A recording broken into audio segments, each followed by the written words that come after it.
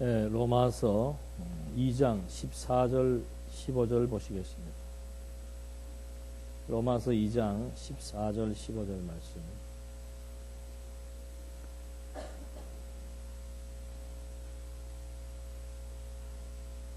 율법 없는 이방인이 본성으로 율법의 일을 행할 때에는 이 사람은 율법이 없어도 자기가 자기에게 율법이 되나니 이런 이들은 그 양심이 증거가 되어 그 생각들이 서로 송사하며 혹은 변명하며 그 마음에 새긴 율법의 행위를 나타내느니라.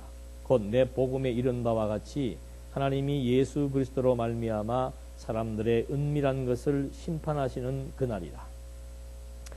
이 바울이 로마서의 2장에서 지금 하는 말은 율법은 그 이스라엘 백성들에게 준 것인데 이스라엘 백성들이 아닌 사람들에게는 그러면 어떻게 적용이 되고 그들의 죄를 깨닫게 하는가, 그런 내용을 지금 설명하고 있는 겁니다. 그래서 율법이 없는 이방인이 본성으로 율법의 일을 행할 때에는 이 사람은 율법이 없어도 자기가 자기에게 율법이 된다. 이게 무슨 말인가? 여기 지금 율법이 없는 이방인이 본성으로 율법의 일을 행한다. 율법의 일이란 뭔가 하면은 인간이 자기의 행위로 의인되고자 하는 것, 이것이 지금 여기서 말하는 본성으로 율법의 일을 행한다는 뜻입니다. 그러니까 아담이 타락한 이후로부터 인간은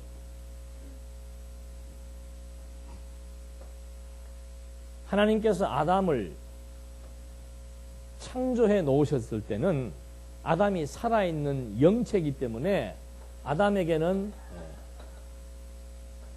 올바른 종교성이 있었습니다. 다시 말하면 모든 만물을 보고 하나님을 알 수 있는 그런 종교성이 있었다 이 말이죠. 생명체이기 때문에. 그러나 아담이 타락한 이후로부터는 이제 이 생명체가 육체가 되었습니다.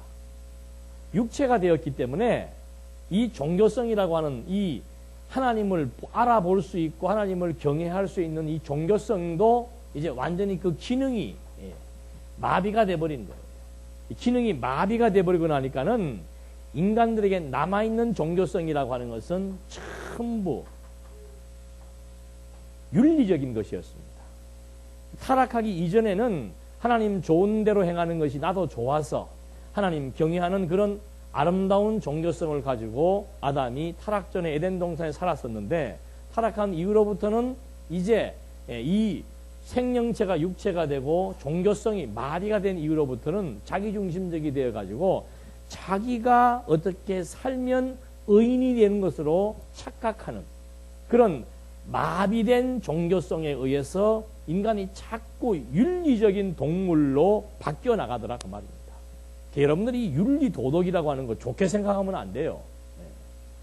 우리 한국도 유교 사상이 한국을 완전히 후진국으로 만들어 놓은 겁니다. 뭐 유교가 대단한 거 아니에요. 그 유교가 무슨 시족 사이에 질서를 잡고 국가의 질서를 잡는다라고 하는데 그 유교의 남존여비 사상이라든지 그 잘못된 유교 사상들, 도덕적인 성질 이런 것들은 전부 인간의 타락성에 의해서 나오는 거예요.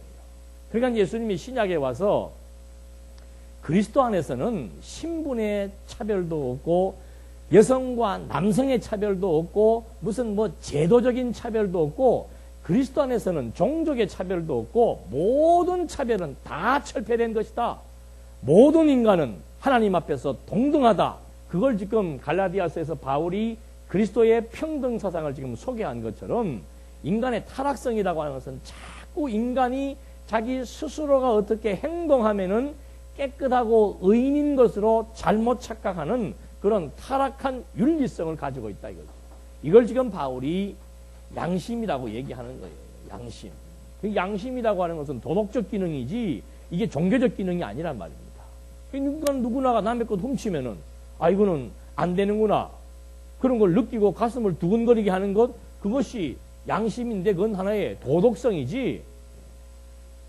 지금 그것 때문에 인간의 양심 때문에 뭐 인간이 의가 되고 안 되고 하는 부분은 잘못된 건데, 이제 이 본문에서 나올 때 조금 더 설명해 드릴게요. 지금 읽어드린 말씀의 내용은 율법이 없는 이방인들은 본성으로 율법의 일을 행할 때, 다시 말해서 인간이 율법을 행함으로써 의가 되는 줄로 아는 그런 사람들에게는 율법이 없어도 자기가 자기에게 율법이 된다 이거죠. 자기가 만들어 놓은 윤리적 규범이 자기를 지금 도리어 억누르고 제재하게 되는 그런 결과가 나오기 때문에 본성이 죄인인 그 죄의 속성이 자기를 억누르게 된다 이 말입니다. 이런 이들은 그 양심이 증거가 되어 그 생각들이 서로 송사하며 혹은 변명하여 그 마음에 새긴 율법의 행위를 나타내느니라.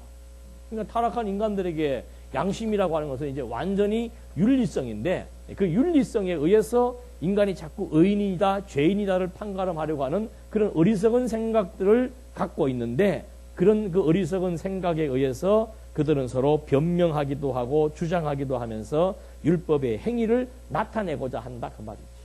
양심의 행위를 나타내고자 한다.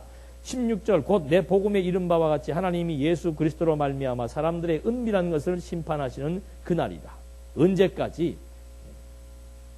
마지막 심판에 이를 때까지 타락한 이후로부터 하나님을 모르는 사람들은 전부 타락한 죄의 본성, 여기서 말하는 양심이라고 하는 것은 타락한 죄의 본성을 의미하는 겁니다.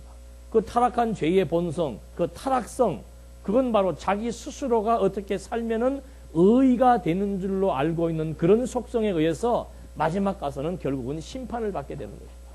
또 반면에 율법이라고 하는 하나님의 백성들은 율법의 조항을 통해서 너희들은 하나님을 알지 못했기 때문에 심판받는다는 것을 깨닫게 될 것이고 율법을 받지 않은 사람들은 그의 타락한 본성에 의해서 하나님의 심판을 받게 될 것이다. 이 말을 지금 바울이 한 것입니다. 이것을 읽어드린 이유는 본문 197페이지 한번 보시겠습니다.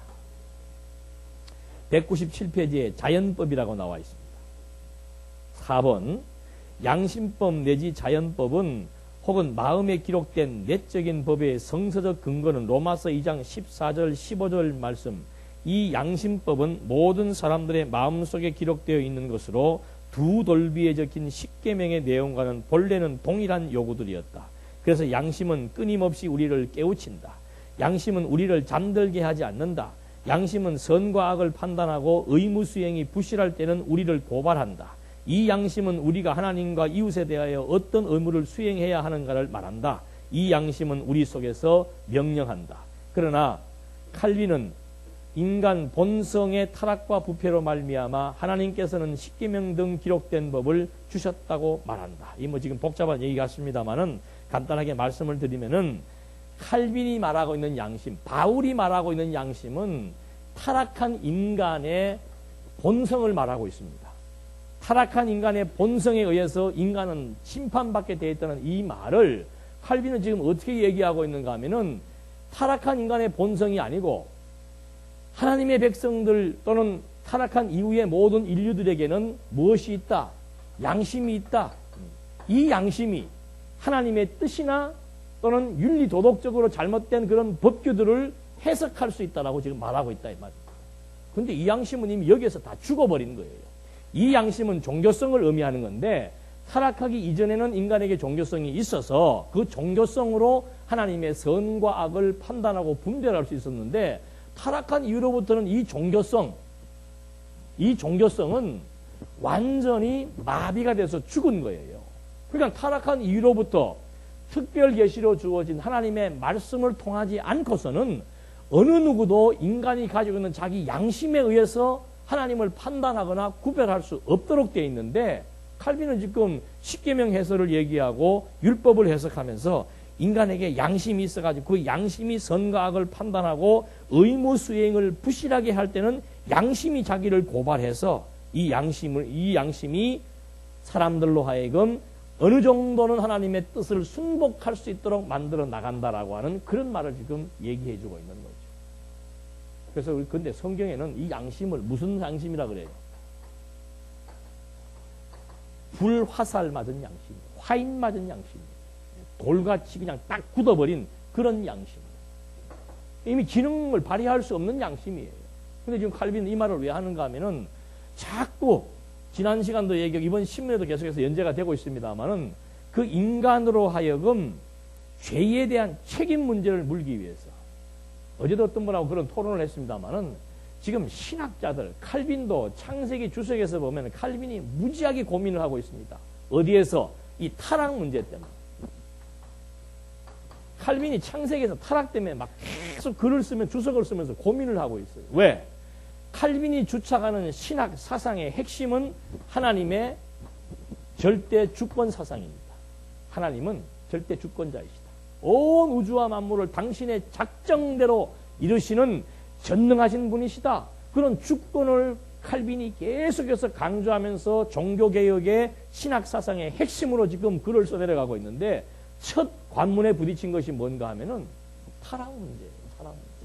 그럼 이 타락을 하나님에게 절대 주권이 있다면은 그 타락을 누가 주도했는가? 하나님이 주도했다라고 해야 이게 지금 논리적으로 말이 맞는데 하나님의 절대 주권을 강조했는데 타락 문제를 하나님의 절대 주권으로 의해서 인간이 타락했다라고 말을 해버리면은 결국은 하나님이 인간 타락하게 만들고 인간에게 죄 뒤집어 씌워서 인간을 죽이는 결과가 나오지 않는가? 어떻게 하나님은 선하신 분이 그런 악한 일을 행할 수 있겠는가? 이게 딜레마입니다. 신학자들과 모든 철학자들의 풀 수 없는 해답이 바로 뭔가? 이 문제예요.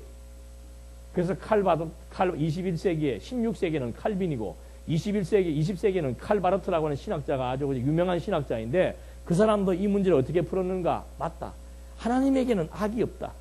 인간이나 악한 마음이 있고 누구를 미워할 마음이 있지 하나님에게는 이런 마음이 없다.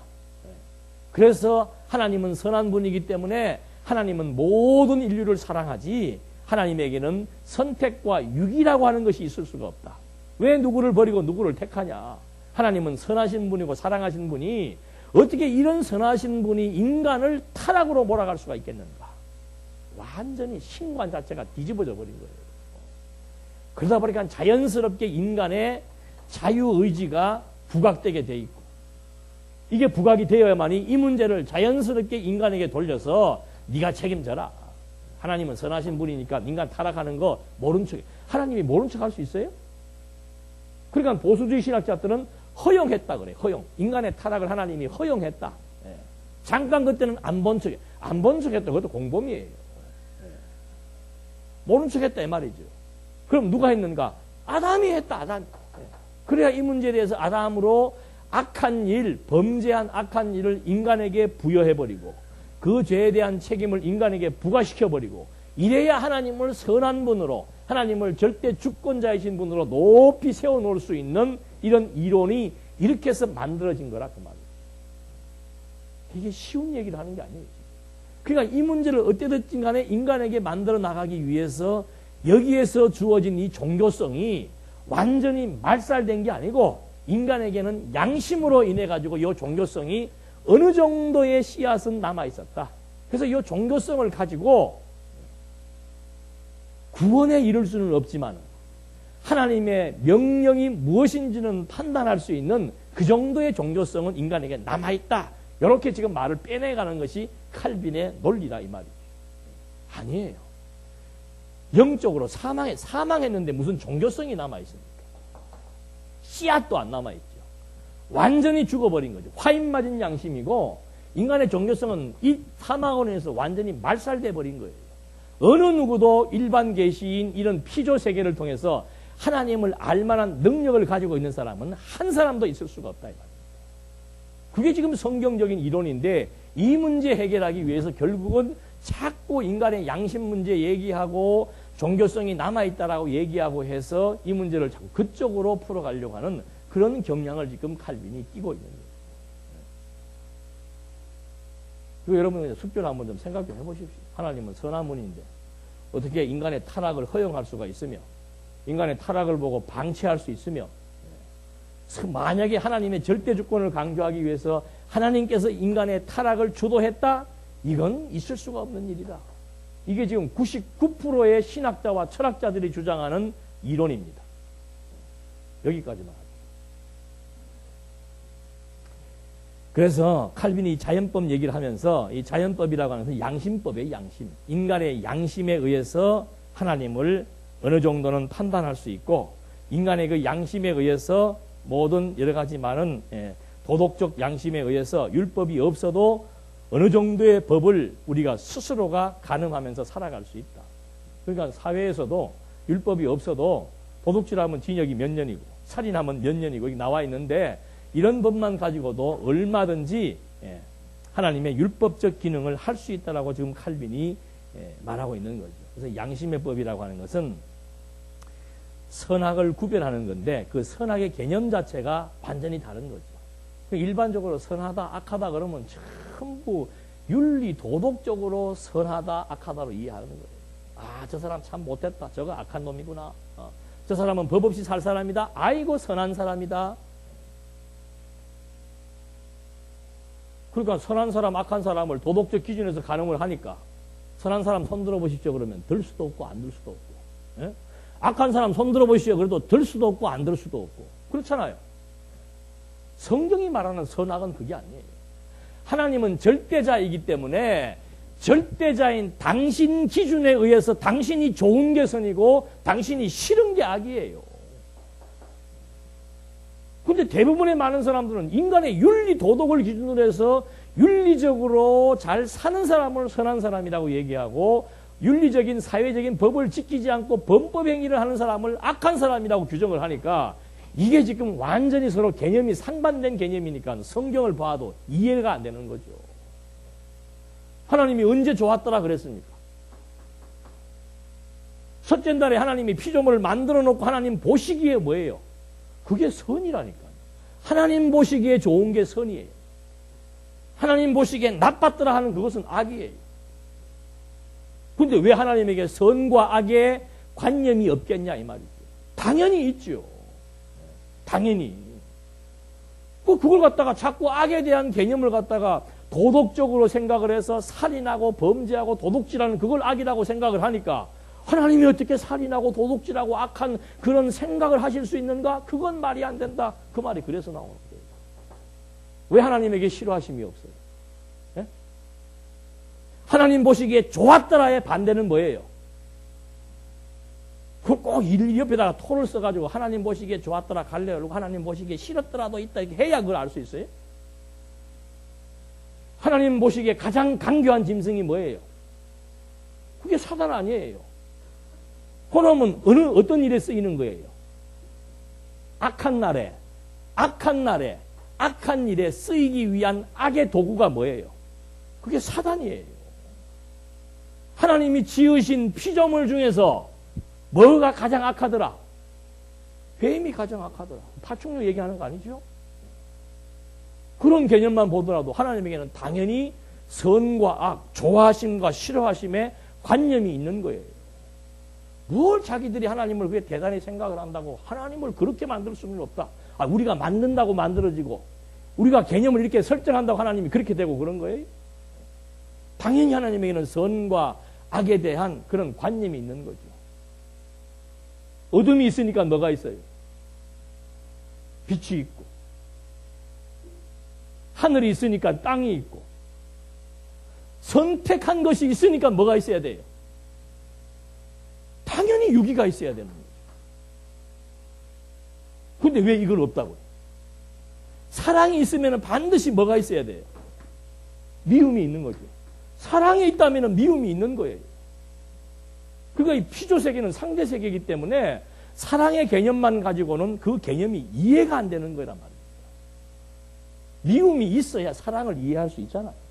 어둠이 있어야 빛의 농도나 역할이나 빛의 광도를 측량할 수 있는 거 아닙니까? 빛만 쫙 있는데 어떻게 빛의 광도를 측량해요? 빛이 무엇인가를 어떻게 설명하랍니까? 어둠이라고 하는 상반된 개념이 있어야 빛을 설명할 수 있는 것이고 버린다라고 하는 개념이 있어야 선택의 의미를 알 수 있는 것인데 이걸 그냥 자기들 생각대로 윤리 도덕적인 기준에서 악을 규정을 해버리고 선을 규정을 하니까 하나님은 그냥 악한 분 아니다. 하나님은 무슨 악한 분이에요. 하나님의 싫어하심이 있다는 얘기지. 그러나 하나님에게는 선과 악이 다 뭐예요? 차이가 없어요. 하나님 보시기에 좋은 거는 좋으니까 뭐예요? 좋은 거고.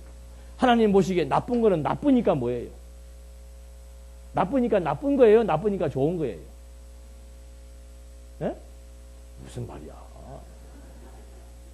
나쁘니까 나쁘다, 나쁘니까 좋다. 우리가 한일전 축구 시합하면 어떻게 해요? 한국하고 미국하고 축구 시합할 때 흥분합니까? 한국하고 일본하고 할 때 흥분합니까? 왜요? 일본 놈은 나쁜 놈이니까. 맞잖아요. 과거에 우리나라 그렇게 압제했는데 뭐가 좋아요? 네. 얼마나 한국인들을 막 압박하고 핍박하고 못 살게 굴었는데, 그런 정서를 아는 국민들은 일본하고만 축구 시합하면 지금은 덜하죠. 70년대, 60년대는 그 축구 선수들이 그런 말을 했어요. 그때는 축구가 아니고 뭐라 그래요? 전쟁이에요. 네. 그러니까 그 당시 축구 선수 국가대표를 누가 뽑았는가 하면 지금의 안기부, 과거에 중앙정보부에서 축구 국가대표 선수를 뽑아. 그게 있을 수 있어요? 아니, 축구 시합을 하면 체육부에서 선수를 뽑아야 되는데 중앙정보부에서 축구 선수들을 뽑아야 청룡팀이라 그래가지고. 그럼 그때 누가 와서 교육을 하는가? 중앙정보 부장이 나와서 교육을 하는 거예요. 이번 축구 시합은 전쟁이에요. 그래서 선수들은 막 완전 무장하는 거죠. 그러니까 일본 사람하고 축구하면 한국이 할 때마다 이길 수밖에 없어요. 왜? 한국은 전쟁 치러 나오고 일본은 뭐 하는 거예요? 공차로 나오고. 무슨 말 하다 지금 그 말 한 거예요? 예, 악에 대한. 그러니까 우리도 그렇잖아요. 미워하는 놈, 미움 받을 때 뭐가 나타난 거예요? 좋다 이 말입니다. 그런 속성이에요. 예. 아, 그러니까 나 미운 놈 미워하고 살아야 되겠구나. 예. 그 얘기를 하는 게 아니고. 예. 그러니까 하나님의 기준에서 봤을 때 보시기 좋은 거는 좋아서 좋고 싫은 거는 싫어서 좋은 거라 그 말입니다. 그래서 하나님에게는 선과 악이 일반이에요. 빛과 어둠이 일반이고. 그러나 우리는 빛은 빛이고 어둠은 왜? 상대적인 존재, 피조물이기 때문에. 그래서 이 선과 악의 개념을 윤리 도덕적으로 이해하느냐, 하나님 중심적인 계시적 의미로 이해하느냐에 따라서 하나님의 이 속성 자체를 이해하는데 아주 큰 판단의 착오가 생길 수도 있고 안 생길 수도 있는 거라 이거죠. 아니, 절대 주권 얘기했으면 거기에는 상대적으로 되는 것이 아무것도 없어요. 제가 늘 그러잖아요. 이 하나님의 영역 밖에서 되어지는 일이 만약에 하나라도 있다면은 하나님의 절대성은 뭐예요? 쓸 수 없는 용어가 돼요. 하나님에게 주권이 있다라고 얘기를 해야지 절대적인 주권이 있다 이런 말은 쓰면 안 된다. 왜? 이 영역 밖에서 되어진 일이 있기 때문에. 지금 이 사람들의 주장은 이 영역 밖에서 되어진 일이 뭐예요? 그게 인간의 타락이라 이 말입니다. 인간의 타락이고 사단의 역사이고 이거는 요 영역 밖에서 되어진 일이라 그 말과 똑같은 얘기죠. 이게 무슨 얘기냐? 이게 말이 되는 소리냐? 다 이 속에서 발생되어지는 일이에요. 그러니까 또 어떤 사람들은 또 이것도 옹호하려. 참 하나님 생각해 주시는 분들이 너무 많아갖고 예. 여기 의항이래요. 의항. 인간의 자유의지가 뭔가? 의항 속에 뭐가 있어요? 물고기가 의항, 물고기처럼 보이나? 의항 속에 물고기가 있는 거예요. 이 물고기가 자유롭습니까? 부자유롭습니까? 예? 자유롭죠? 자유로워 보여요? 자유로워요? 맞아, 넘어갑시다. 예. 요 물고기가 어항 속에서 자유롭다 그 말이죠. 그래서 물고기에게 뭐가 있다는 소리예요? 자유의지가 있다. 자유의지란 뭔가? 이런 것과 유사한 것이다. 맞아요? 틀려요? 침묵이 또 흐르고. 그러면 이 어항은 요 영역 안에 있습니까? 밖에 있습니까? 그럼 이게 맞아요? 틀려요? 틀리죠. 본인이 느끼지 못할 뿐이지 사실은 이 속에 이 어항 속에 있는 물고기 어항만 바라보면 자유롭지요. 어항 안에서 어항만 바라보면 자유의지가 있다고 느낄 수 있지만 이 어항이 어디에 있어요? 이 하나님의 절대 주권 영역 안에서 존재한다면 무슨 물고기가 자유의지가 있어요? 요즘 막 태풍 불고 막 비 오고 눈 오고 하는 거 다 통계라 그러죠. 그 통계의 출발을 뭐라고 그랬어요? 나비. 나비 뭐라고 그랬죠? 제가 그때는 잠자리로 얘기했는데 어저께 보니 나비라고 얘기해요. 나비나 잠자리나 똑같아. 나비가 날개짓하는 그 방향에 의해서 한국에 그냥 막 엄청난 태풍이 불기도 하고 가뭄이 들기도 해요. 믿어집니까? 안 믿어집니까? 무조건 믿습니다 할 필요는 없어요. 그게 이제 수학을 공부한 사람들은 믿어지죠?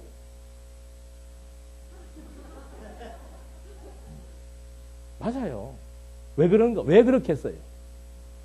이것이 하나의 영역 안에서 발생되어지는 일이기 때문에 나비가 여기서 혼자서 움직인다면은 날개를 1000번을 치든 1번을 치든 상관이 없지만 이 속에서 나비의 날개짓의 그 바람의 크기나 세기에 따라서 여기가 전부 유기적으로 연결되어 있잖아요.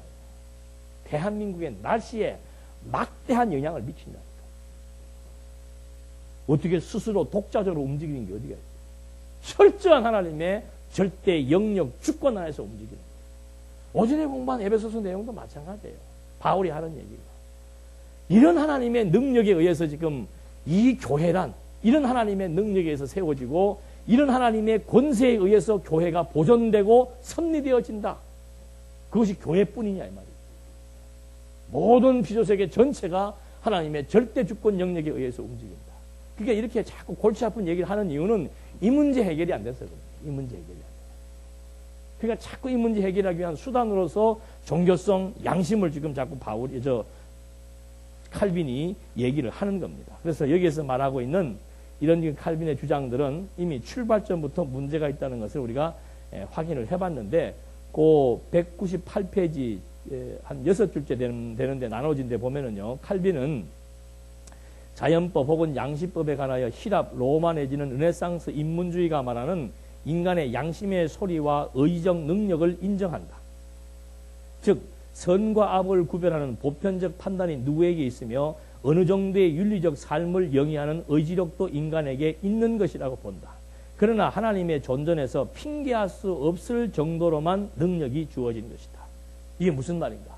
사람에게는 어느 정도의 뭐는 있다 이 말입니까? 능력은 있다는 말은 어느 정도의 자유의지는 있다. 그 말을 지금 해주는 거예요. 그러면 이 말을 안 써야지. 절대주권이라는 말을 안 써야 되지. 어느 정도의 자유의지는 있어서 인간 스스로가 윤리적인 선을 행하고 윤리적인 악을 행할 수 있는 그런 능력은 있기는 있지만은, 그 능력은 있지만은 하나님의 존전에서 핑계할 수 없을 정도로만 능력이 주어지는 것이다. 이 말은 무슨 말인가? 하나님 앞에서 너 왜 나 믿지 않았느냐? 아이고 나 하나님 믿으려고 했는데 하면서 하나님께서 당신을 알 수 없게 했기 때문에 믿을 수 없었습니다. 그 말은 할 수 없도록 정도의 능력은 주어졌다 이 말이에요. 그 말은 무슨 말이에요? 하나님께서 우주와 만물을 여기서 피조세계를 창조해 놓았죠. 이때는 타락하기 이전에는 피조물에게도 하나님의 영광이 드러났고 인간에게도 이 피조물을 바라보면서 하나님의 영광을 볼 수 있는 영적인 기능이 살아있었다 이 말입니다. 그러니까 이때는 아무런 핑계를 댈 수가 없어요. 그러나 이 이후로부터의 사건에서 인간이 사망했다. 영적으로 사망하고 타락했다.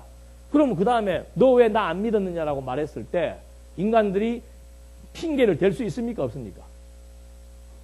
아니 하나님이 나 인간 죽여가지고 아무것도 못 보게 했고 내 마음에도 하나님을 볼 수 있는 그런 역량이나 그런 종교성을 다 말살시켜 놓아놓고서는 왜 나보고 안 믿었냐라고 얘기합니까? 그렇게 말할 수 있어요? 없어요? 예? 강의가 내가 좀 어려운 모양이에요. 다시 정리해서 말씀드리기. 이 중요한 부분이라서 그렇습니다. 이때는 요 타락 이전에는 피조세계에 하나님의 영광이 쫙 보인 거예요. 그리고 인간들은 그 피조세계에 나타난 하나님의 영광을 볼 수 있는 기능이 살아있었습니다. 그리고 하나님을 보고 다 믿었다 이 말이죠. 아담은. 그런데 타락한 이후로부터는 이 피조세계에 저주가 덮인 거예요. 하나님의 영광이 없어진 게 아니고 하나님의 영광이 지금 있는 이 피조세계에 저주가 덮여버려서 그 영광, 피조물을 통해서 하나님의 영광을 볼 수 없도록 돼버린 거라. 자, 그러니까 여기서는 피조세계의 영광이 나타났으니까 볼 수가 있었는데 여기서는 피조세계를 저주로 덮어버렸으니까 영광을 볼 수 없게 된 거예요. 또 한 가지는 뭔가? 여기에서는 인간이 하나님의 영광을 볼 수 있는 기능이 살아있었지만은 여기에서는 그 기능이 그걸 종교성이라고 지금 얘기하는 겁니다. 이 종교성이 말살돼 버린 거죠. 그러니까 완전히 하나님을 볼 수도 없고 인간 편에서 볼 수 있는 기능도 없어져 버렸고 피조 만물의 하나님의 영광이 다 그냥 저주로 덮여졌으니까는 하나님을 완벽하게 볼 수 없도록 차단돼 버린 거예요. 그래서 누가 필요한 거예요? 그리스도의 계시가 필요한 거라 이 말이에요. 근데 칼빈의 얘기는 뭔가 하면은 이렇게 나가면 여기서 무슨 문제가 발생하는가 하면은 자, 하나님을 알지 못해서 지옥 가는 사람들이 나중에 이 지옥의 심판대 앞에 섰을 때 무슨 말을 하겠습니까? 하나님, 너 왜 안 믿었어? 아, 그때는 저주가 덮여가지고 팔공산에 와도 하나님의 영광이 안 보입니다. 그리고 타락한 이후로 말미암아 인간이 완전히 종교성을 상실했기 때문에 팔공산에 왔어도 하나님의 영광을 볼 수가 없었습니다. 날 보고 어떡하란 말입니까? 당신이 이 세계 다 저주로 덮어놓아버리고 당신이 우리 인간에게 종교성 말살시켜서 당신을 깨달아 볼 수 있고 믿을 수 있는 그런 기능들을 피조세계나 인간에게 다 덮어버려 놓고서는 마지막 가서 날 보고 당신 못 믿었다고 심판하신다면은 억울하지 않습니까? 라고 대들 수 있다 이 말이에요. 그럴 수 있겠어요? 없겠어요? 예. 그러니까 칼빈이 고민을 하는 거예요. 아, 그럴 수는 없다. 그럼 하나님이 나중에 위축될 수도 있고 하나님이 답변을 못 왔으면 깝깝하다. 그럼 어떻게 해야 될 것인가? 요 종교성이 이 부분은 어쩔 수 없잖아요. 이 부분은 어쩔 수 없지만 요 종교성이 완전히 없어졌다고 말하면은 곤란한 일이 생기니까 종교의 씨앗 요만큼은 남아있었다. 근데 요 기능이 뭔가? 아, 우리가 윤리적 도덕질하면 심장이 두근두근 하지 않느냐? 그것 종교성이라고 말이야. 그래서 너 나중에 하나님 앞에서 쓸데없는 소리 하지 마. 하나님 앞에서 너 하나님 너 왜 그랬냐? 너 왜 날 안 믿었어? 너 그때 종교의 씨앗은 남아 있었잖아. 그러니까 불신의 책임을 네가 져라. 그래서 하나님의 입장을 어떻게 해요? 난처한 입장을 좀 우리가 변호해 드려야 되겠다. 그런 충정심에서 만들어 나온 이론이 이 이론이라는 말이에요. 이해가 되십니까? 설명을 잘 했는 말이에요. 뭘 그렇게 하나님에 대해서 그렇게 막 생각해 드리는 분이 너무 많아가지고. 이 상식적으로 죽었으면, 정령 죽으리라 해서 죽었으면은 기능에 요만큼도 없는 종교적인 기능이 완전히 죽은 거예요. 영이라고 하는 것은 종교적 기능이잖아요. 영적으로 정령 죽으리라 했으면은 이 종교의 씨앗 자체가 없어져 버린 거예요. 근데 이 문구는 어떻게 되는가 하면 로마서 1장 마지막 부분에 보면은 너희들이 하나님 앞에 핑계할 수 없다. 왜? 온 만물의 하나님의 영광이 다 드러났기 때문에 핑계할 수 없다. 그래서 만물에게도 영광이 드러나 있었고 너희들에게는 종교적인 씨앗이 남아있었기 때문에 너희들은 핑계할 수 없다. 그렇게 얘기를 하는 거예요. 근데 그렇게 구차한 말 할 필요 없어요. 이런 일이 왜 발생했는가? 이미 하나님이 창세 전부터 선택과 이거 출발하지 않으니까 이 문제가 자꾸 복잡해지는 거라 이 말입니다. 이게 하나님의 절대성이에요. 당신 마음대로 사랑할 수 있고 당신 마음대로 미워할 수 있습니다. 아니 토기장이가 그릇을 만들면서 내 마음대로 아니에요? 내가 봐서 이쁜 놈은 안방에 놔두고 미운 놈은 산이 밥그릇으로 쓰고 그렇다고 토기가 그냥 왜 나는 개밥그릇으로 씁니까? 왜 쟤는 안방에다 모셔놓습니까? 하고 힐문할 수 있느냐 없느냐? 아, 우리는 인간이니까 그렇지요. 인간도 흙으로 만든 거예요. 별 볼 일 없어요. 아, 주권자가 당신 마음대로 하는 데 있어서 무슨 할 말이 있냐 그 말입니다. 인간의 입장에서. 피조, 창조주의 마음, 창조주의 뜻을 따라 되어지는 일이지. 그거 당신이 이렇게 계획해놓고는 그대로 한 거예요. 다 죽여놓고서, 다 죽여놨어요. 다 죽여놓고서는 선택한 자들만 어떻게 하는 거예요? 그리스도의 사역을 통해서 살렸어. 하나님의 교회로 만들었어. 영원한 나라를 기업으로 주신 거라. 이들은 이미 여기서부터 죽기로 작정된 자로 하나님께서 예정해 놓았기 때문에 이 코스를 따라서 어떻게 되는 거예요? 계속해서 영원한 사망에 이르는 거라 그 말입니다. 그래도 억울함이 있겠어요? 우리가 피조물인데 화판에 그림을 그리는 사람이 자기 마음대로 그리지. 당신은 왜 맨날 동물만 그립니까? 당신은 왜 맨날 인물만 그립니까? 라고 그림 자체가 화가에게 대들 수 있냐 이 말이죠. 창조주와 피조물에 대한 관계 정립이 제대로 안 되니까 하나님을 우리 인간마다 조금 더 능력이 있는 정도로 생각을 하니까 맨날 하나님하고 같이 앉아갖고 무슨 뭘 하려고 자꾸 그런다. 말 그대로 피조물이에요. 피조물. 당신 뜻을 따라 당신이 이 뜻을 따라 그대로 섭리를 해야 그리고 인간이 여기서부터 타락한 이로부터 계속 죽은 생명이 생육하고 번성 됐기 때문에 타락에 대한 책임을 누가? 책임이라고 하는 거 말씀드린 책임이라고 하는 것은 강한 자가 약한 자에게 부과하는 거예요. 더더군다나 절대자가 상대자에게 책임을 지도록 지어버리는 거라 이 말입니다. 일방적으로. 그런 절대 개념에 대해서 인식이 안 되니까 뭐가 억울한 것 같고 이 사람들은 이 사람들대로 또 찬양해요. 가면. 막 천국은 저쪽이고 지옥은 막 저 불 속에 있어가 하는 것이 아니고 공간 개념이 아니에요. 천국과 지옥이라고 합니다. 다 하나님의 영역의 범주 속에서 지옥 백성들은 두려움으로 여호와의 권능을 찬양하고 하나님의 선택한 백성들은 하나님의 그 은혜의 영광을 기쁨으로 찬양하는 것이고 그대로 다 지금 연결되는 거 아니에요. 그래야 일관된 논리가 형성되는 것이지 자꾸 인간이 뭐가 있는 것처럼 막 자유의지가 어떻고 어항 속의 물고기 생각하시면 돼요.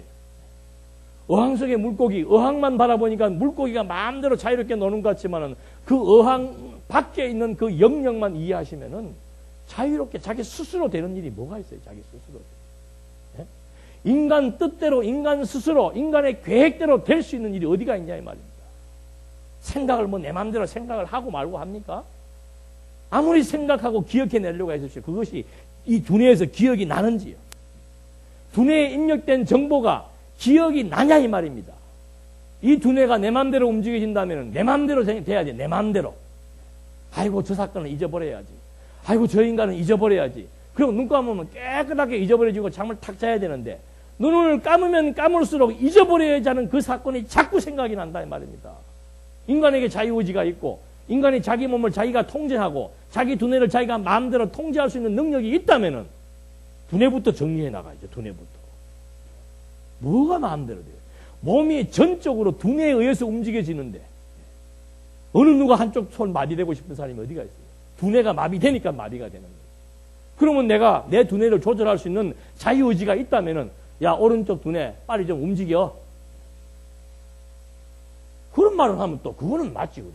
그럼 뭐가 의지가 있다는 거예요? 예? 인간의 의지라고 하는 것이 이 두뇌 작용에 의해서 깨달아 느끼고 결단하는 두뇌 작용에 의해서 의지가 발생하는 건데 깨달아 느끼는 것은 빼놓고 나타난 의지만 가지고 인간이 자유롭게 할 수 있다 없다라고 말한다는 것이 이게 얼마나 근시안적인 발상이냐 이거죠. 전적으로 자유의지 없어요. 전적으로. 내가 내 마음대로 할 수 있다면 누가 바보고 누가 가난하게 살고 누가 병들겠습니까? 그래서 부모들이 자녀를 교육할 때 부모의 욕심, 부모의 의지대로 교육한다는 것이 잘못된 것이기 때문에 자녀들은 자녀의 의지를 지금 발상하려고 하다 보니까 충돌이 생겨서 반발하고 대드는 거라고 말이에요. 부모가 자녀 교육할 때는 하나님 가르치면 되는 거예요. 부모가 자녀를 교육하면서 이렇게 만들기 위해서 교육하는 것이 아니고 하나님 가르치면 된다 이 말입니다. 제가 여기서 성경을 강론하면서 여러분들의 행동을 교정시키기 위해서 지금 막 이렇게 틀을 짜놓고 교육하는 게 아니잖아요. 그냥 성경 가르치는 거잖아요. 하나님 이런 분이다. 근데 제가 만약에 성경을 가르치면서 한 사람 한 사람의 행동을 체크해가지고 당신 이번에 왜 지각했어? 예? 어저께 지난주에 내가 강의했잖아요. 지각하지 말라고 성경에 나와 있는 대로 말씀했는데 왜 지각했냐 이 말. 이렇게 체크하기 시작하면 아마 당장 교인들 반발할 거예요. 똑같아요. 자녀 교육도.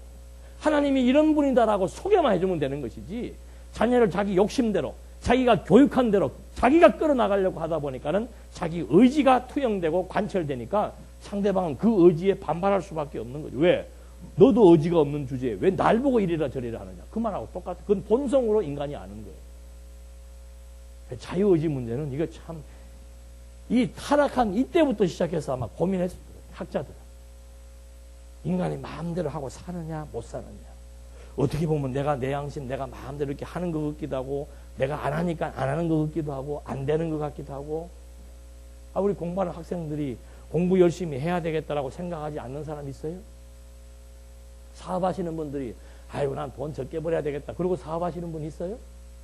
나는 망해야 되겠다 그러고 사업하시는 분 있어요? 한 사람도 없지요. 마음은 원의로 돼 뭐예요? 참 통곡할 일이지. 마음은 원인인데 공부해야 되겠다. 내가 우리 아버지 우리 어머니만 보더라도 내가 열심히 공부해서 성적 한번 올려가지고 보란듯이 엄마 아빠 한번 기쁘게 해드리고 싶다. 저도 마찬가지고 우리 아들도 마찬가지 아닐 거예요. 마음이야. 근데 뭐가 안 따라주는 거예요? 행동이 안 따라주잖아요. 그걸 자꾸 뭐라 그러면 어떡하냐 이 말이에요. 차라리 그냥 하나님 앞에 오전에처럼 뭐라고 기도하는 게 나아요. 하나님 앞에 저놈에게 지혜와 너무 커요.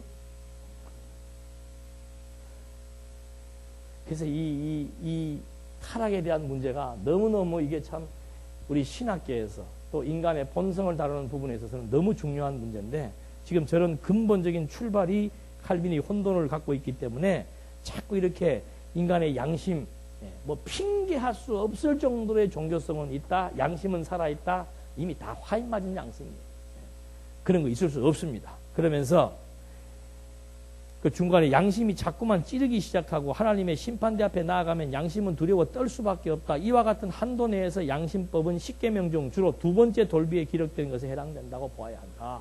십계명이 돌판에 또 해필이면 또 하나에 주시지 또 왜 두 개로 주셨을까? 그래가지고 또 이런 해석을 하는 거예요. 십계명에 보면은 1계명부터 이런 것도 지금 모르고 1계명부터 몇 계명이에요? 4계명까지.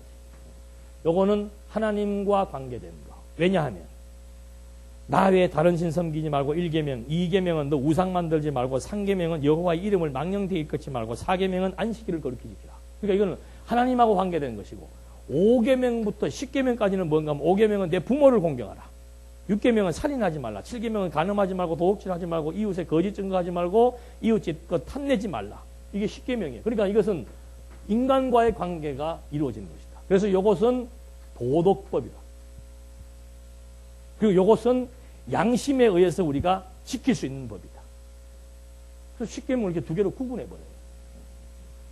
얼핏 표면적으로 보면 맞아요, 틀려요? 맞잖아요. 아, 요거는 보면 전부 하나님의 이름이 거론돼가지고 하나님하고 관계된 종교법이고 나머지 5번부터 10번까지는 부모와 자식, 이웃과의 관계를 보니까 전부 인간과의 관계 속에서 형성된 도덕법, 양심법에 해당되는 것이다. 딱 그렇게 구분을 해버리는 거예요. 그런데 하나님께서 십계명 줄 때 이렇게 했어요? 이 십계명을 주실 때 제일 먼저 무슨 명제를 던집니까? 내가 너희를 애굽의 종되었던 종살이에서 구출해 내신 뭐예요? 하나님 여호와로다. 이거를 알게 하기 위해서 뭘 준 거예요? 십계명을 준 거예요.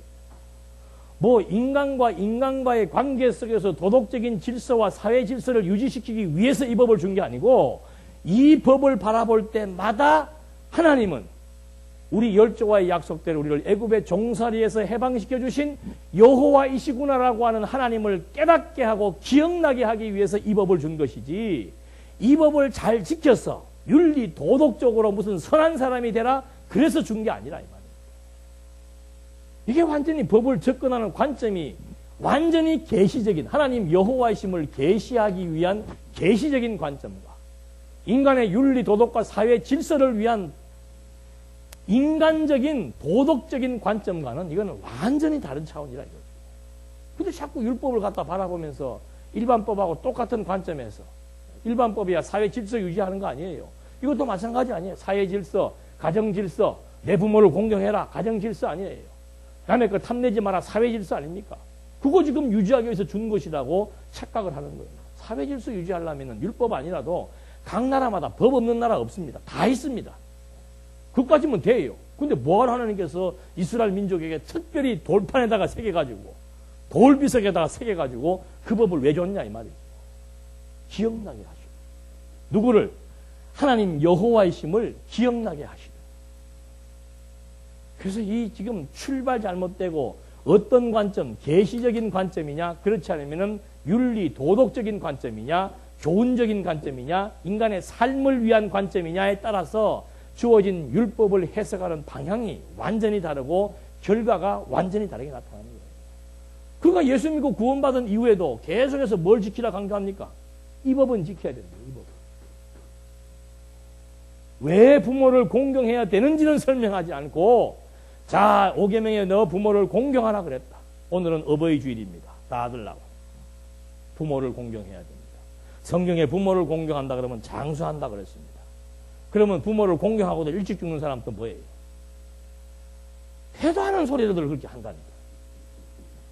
율법에서 부모 공경은 그런 의미가 아니죠. 나중에 이제 10계명에 대한 해설이 따로 나오니까 그때 자세하게 하겠습니다만은 하여튼 성경의 내용은 구약이든 신약이든 전부 하나님 어떤 분이신 줄 알게 하기 위한 지혜와 계시를 목적으로 주어진 것이지 무슨 우리의 뭐 윤리도덕적인 삶을 위해 준 게 아니란 말이에요. 그러니까 하나님 알게 되면은 부모 공경하지 말아도 공경하기 어떻게 공경하는가? 부모가 누구를 교육하니까? 하나님을 교육하니까. 그래서 부모 공경하 부모의 입에서 하나님에 대한 말씀을 통해 하나님을 소개하니까 자녀들이 부모의 말을 듣는 거라 이 말이에요. 왜 이웃에게 거짓 증거하지 않는가? 하나님 살아계신데 내가 거짓 증인 노릇을 한다라고 해서 그 사람에게 거짓이 쓰여지는가? 아니에요. 반드시 하나님의 뜻대로 되어 있다는 사실을 아니까 남의 물건 탐내지 않게 되는 것이고 거짓 증인 안 서는 것이지 남의 물건 탐내면 안 된다라고 했기 때문에 안 하는 게 아니라 이 말입니다. 그러니까 하나님 바로 알면은 하나님이 어떤 분이신 줄 알면은 약속대로 이스라엘 민족을 애굽에서 해방해 내신 여호와이심을 알면은 그분의 능력을 알면은 그분의 주권을 알면은 거짓말 하라고 해도 안 하게 되고 황금 덩어리가 떨어져 있어도 저거 내가 아닌 줄로 알고 제가 저기도 강의하면서 그런 생각이 나서 서울역에서 한번 노숙자를 보니까 그 양반이 돈을 동냥을 해요. 옆에 서 있는 사람한테 젊은 사람이 있거든요. 5,000원을 줘요. 그랬더니 필요 없다 그러더라. 가져가라 그랬더니 가서 3,000원을 거실러 주더라. 왜 그렇게 했어요? 왜? 자기에게 필요한 분량은 뭐예요? 2,000원. 3,000원도 필요 없어요. 쓰고 싶은 거 쓰고 나머지 가져. 하나님을 모르고 사는 사람도 대단한 사람 아니에요? 우리 같으면 5,000원 받아놓고 나중에 3,000원 쓰면 될 거 아니에요? 믿음이 너무 좋아. 다 돈으로 보이는 거예요. 내 주머니 있어야 내 돈이에요? 내가 쓸 수 있는 돈이면 내 돈이지. 내 주머니 있어도 내가 못 쓰는 돈은 내 돈 아니에요. 은행에 막 수십억 재어놓으면 내 돈 같지. 내 돈 아니에요, 그거. 써야 내 돈이지. 은행에 집어넣어놨다가 나중에 막 10년 뒤에 어디 써야지 하고 있다가 9년 10개월 만에 누가 나타나가 보증 하나 서들려가 홀랑 날아가는 거 얼마나 많은데 솔로몬이 그 말 하잖아요. 죽도록 벌어놔봐야 쓰는 사람 따로 있다. 돈은 쓰는 사람 것이에요. 어떻게 이 놀라운 비밀을 노숙자가 깨달았을까? 저는 그거 보고 기가 막혀가지고 좀 얘기를 좀 하고 싶더라고요. 술만 안 쳤으면. 다 그것을 받는 사람도 어이가 없어가지고 받고 쳐다보고. 하나님 바로 알면은 내 분량 알잖아요. 황금 덩어리가 떨어지고 눈앞에 왔다 갔다 하도 내 것 아닌 것은 아닌 줄로 아는 거. 그러니 욕심이 안 생기니까 도둑질도 안 하게 되고 거짓 증인도 안 쓰게 되고 남의 아내도 간음하지 않게 되는 것이지 하나님 모르면은 인간의 본성 자체가 당연히 자기 욕심의 노예가 되어 살고 있는데 어떻게 욕심 부리지 않을 수가 있습니까? 어떻게 거짓 증인 안 쓸 수가 있고 어떻게 남의 거 뺏고 싶지 않은 마음이 어떻게 안 생기겠어요? 하나 뺏고 싶은 마음은 없어요. 똑같은 얘기예요. 남의 거 보고 와 하는 거 똑같은 얘기는 아니까 꼭 그제 저거 뺏어야 되겠다 그래 안 해도 보고 와 그러면은 그거 이미 뺏은 거하고 똑같은 거예요. 이미 도둑질 했느니라 누가 그랬어요? 잘하십니다. 와 하는 순간 도둑질 한 거예요. 그래서 이 성경을 통해서 하나님의 속성을 바르게 이해하고 율법을 통해서 율법을 주신 용도가 무엇인지를 바로 이해한다면은 정확한 하나님에 대한 지식을 우리가 확립할 수 있는 그런 하나의 단서가 될 수 있다는 것을 확인해 본 것입니다. 기도하시겠습니다. 은혜와 사랑이 풍성하신 하나님 아버지, 오늘 오후 시간 저희들에게 또 지혜와 총명을 주시사 칼빈의 기독교 강요를 검토하고 분석하면서 정말 율법의 진정한 용도와 의의가 무엇인지를 재확인해보며 하나님의 주권의 역사와 능력의 범위가 무엇인 것을 또 한 번 깨달아 보면서 오늘 저희들에게 늘 지혜와 총명 허락하시사 범사 하나님 인정하고 살아갈 수 있도록 인도해 주시옵소서. 예수님의 이름으로 기도드립니다. 아멘.